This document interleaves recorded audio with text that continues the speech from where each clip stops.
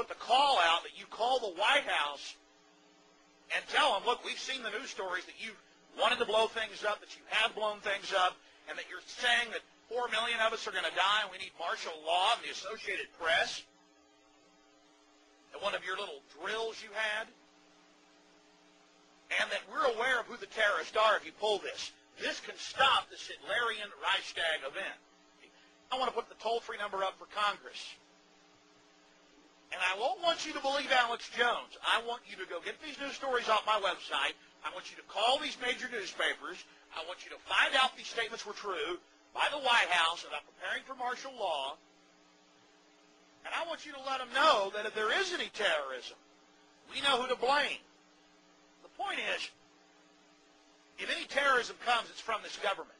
And if there was an outside threat like a bin Laden, who was a known CIA asset in the 80s, running the Mujahideen War, whose family builds all the military bases over in Saudi Arabia right now, and sits on the board of Iridium Satellite.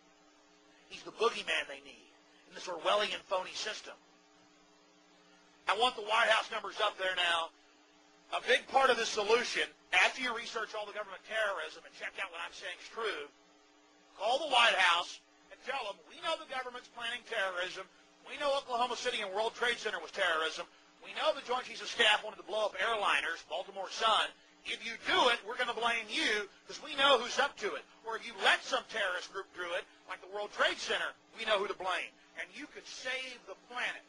I'm calling it Operation Expose the Government Terror. And you don't have to be a conspiracy theorist to wonder exactly what President George W. Bush knew about the attack and when he knew it.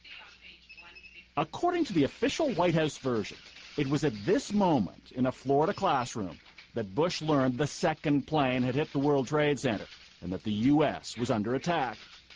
But here's what George Bush himself said almost 3 months later when asked about September 11th.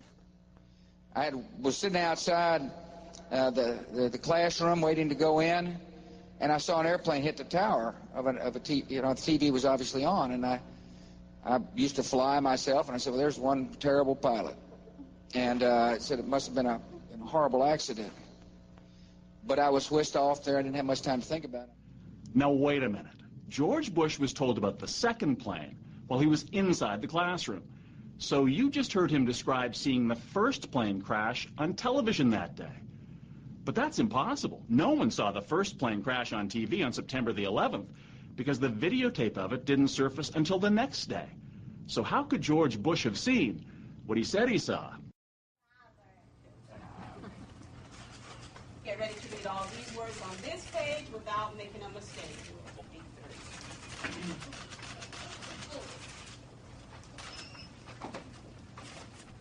More to come. More to come. What does that mean, more to come?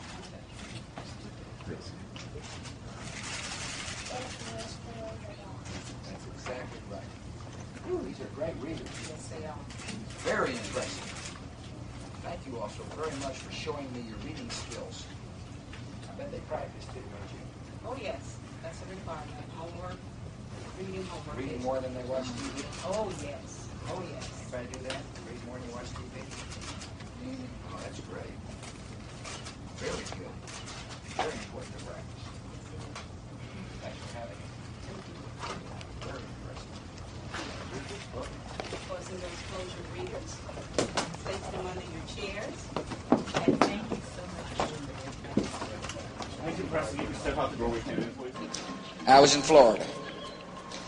And my chief of staff, Andy Card, well, actually, I was in a classroom talking about a reading program that works. And was sitting outside the classroom waiting to go in, and I saw an airplane hit the tower of a TV. You know, the TV was obviously on. I used to fly myself, and I said, well, there's one terrible pilot. And I said it must have been a horrible accident.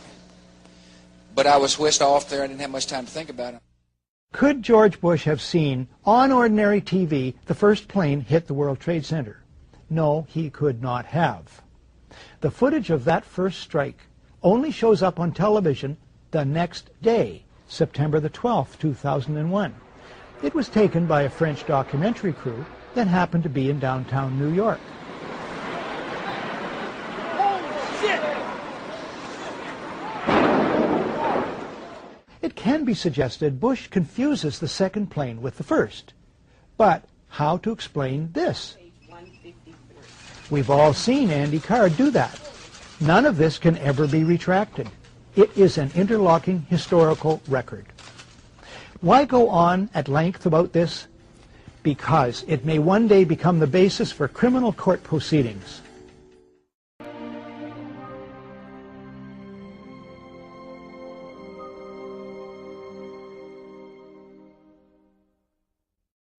The Bush administration will allow National Security Advisor Condoleezza Rice to testify publicly before the 9/11 Commission.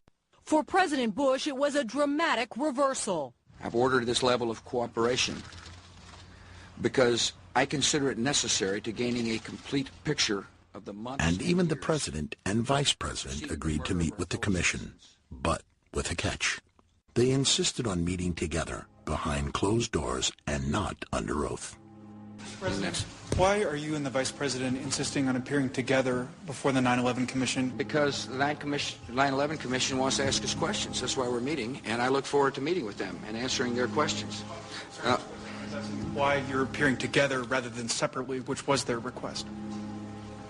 Because it's a good chance for both of us to answer questions that the 9/11 Commission is looking forward to asking us, and I'm looking forward to answering them. Let's see. We have to have one story, so I'll say part, and if I get it wrong, hedge a little bit and give me the next. I want to thank the chairman and vice chairman for giving us a chance to share views on different subjects. And they had a lot of good questions, and I'm glad I did it. I'm glad I took the time. What topic did the commissioners want to spend most of the time on? It's probably best that I not go into the details of the conversation. The President and Vice President of the United States, don't you think they should be able to stand up and speak their own words? They should go under oath. They should be, yeah, in public. Don't you think that the families deserve to have a transcript or to be able to see what you said? Adam, you asked me that question yesterday. I got the same answer, yeah.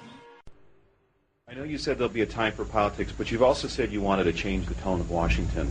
Howard Dean recently seemed to muse aloud whether you had advanced knowledge of 9/11. Do you agree or disagree with the RNC that this kind of rhetoric borders on political hate speech? Yeah. Look, there's time for politics. And, it's time for politics. And it's an absurd insinuation. In that case, sir, can I follow up on something unrelated? Order. We have before us the opportunity to forge for ourselves and for future generations a new world order, a world where the rule of law, not the law of the jungle, governs the conduct of nations. When we are successful, and we will be, we have a real chance at this new world order, an order in which a credible United Nations can use its peacekeeping role to fulfill the promise and vision of the UN's founders. What is at stake is more than one small country.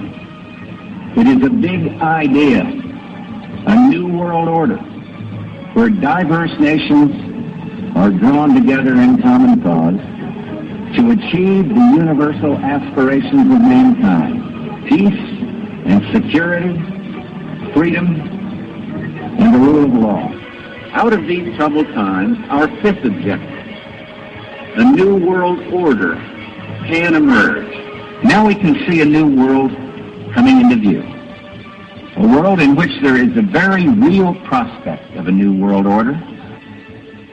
The Council on Foreign Relations, known as the CFR, an organization publicly sworn to destroy American national sovereignty and usher in a tyrannical world police state, could not contain their glee on September 12th, the day after the tragic attack.